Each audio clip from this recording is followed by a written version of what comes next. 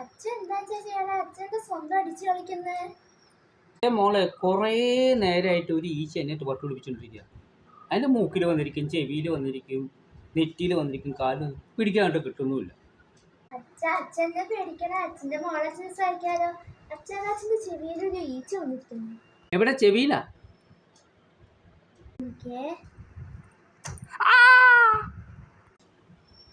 എടി എന്ത് പണിയാടി നീ ചെയ്തത്? ഔ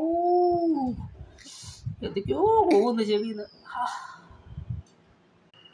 അയ്യോ അച്ഛാ, സോറി അച്ഛാ, അറിയാതെ വെച്ചിപ്പോയത് അച്ഛാ.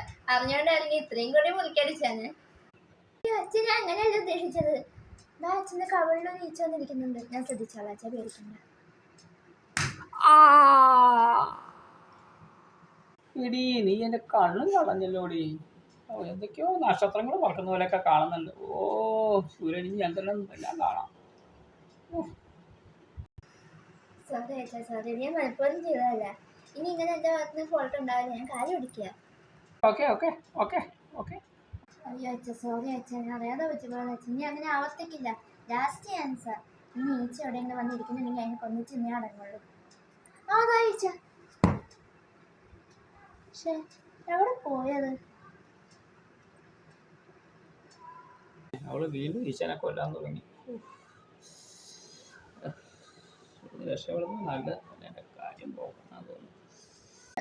കണ്ട ഞാൻ കൊല്ലും.